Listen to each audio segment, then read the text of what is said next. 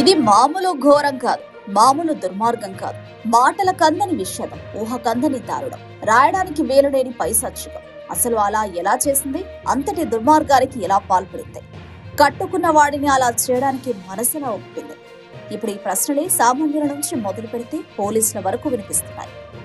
ఆమె పేరు లక్ష్మీ మాధురి. 2007లో గుంటూరు జిల్లా దుగ్గిరాల మండల చిలువూరు గ్రామానికి చెందిన లోకం శివ నాగరాజును పెళ్లి చేసుకుంది.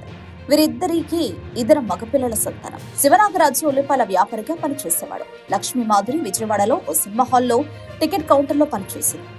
అక్కడ పనిచేస్తుండగానే గోపి అనే వ్యక్తితో ఆమెకు పరిచయం ఏర్పడింది. గోపి సత్తెనపల్లి ప్రాంతానికి చెందినవాడు. తన భర్త చేసే వ్యాపారం లక్ష్మీ మాధురికి నాముషిగా అనిపించింది. దీనికి తోడు గోపితో సాగుతున్న బంధం ఆమెకు గొప్పగా అనిపించింది. గోపి హైదరాబాద్ నగరంలో కారు ట్రావెల్స్ నిర్వహిస్తూ ఉండేవాడు. ఈ నేపథ్యంలో భర్తను గోపి దగ్గరకు పంపించింది. ఆ తర్వాత కొంతకాలం అనంతరం నాగరాజు హైదరాబాద్ నుంచి స్వగ్రామానికి వచ్చాడు. అప్పటి నుంచి మాధురి నాగరాజు మధ్య విభేదాలు మొదలయ్యాయి. నాగరాజు ఇంటి వద్దే ఉండి వ్యాపారం చేస్తున్న నేపథ్యంలో గోపితో సరసానికి వీలు పడేది కాదు. ఎలాగైనా సరే అతడిని తొలగించుకోవాలని భావించింది.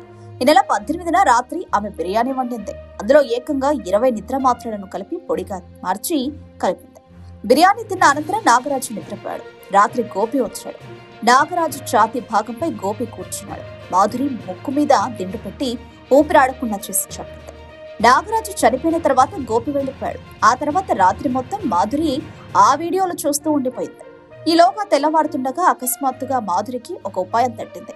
ఇరుగు పొరుగు వారిని ఇంటికి పిలిచింది. గుండె నొప్పితో తన భర్త చనిపోయాడని మహానటి లెవెల్లో నటించింది. లక్ష్మీ మాధురి గురించి తెలిసిన చుట్టుపక్కల వారు ఆమెను అనుమానించారు. నాగరాజు మృతదేహానికి అంత్యక్రియలు నిర్వహించడానికి ఏర్పాట్లు చేస్తుండగా అతని స్నేహితులు వచ్చారు.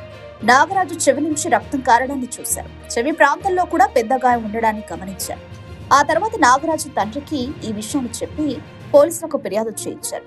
ఎస్ఐ కేసు నమోదు చేసి నాగరాజు మృతదేహాన్ని పోస్టుమార్టం పంపించారు.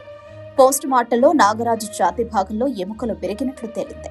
దీంతో పోలీసులు మాధురిని విచారించారు. దీంతో ఆమె జరిగిన ఘోరాన్ని మొత్తం పోసగుచ్చినట్టు చెప్పారు.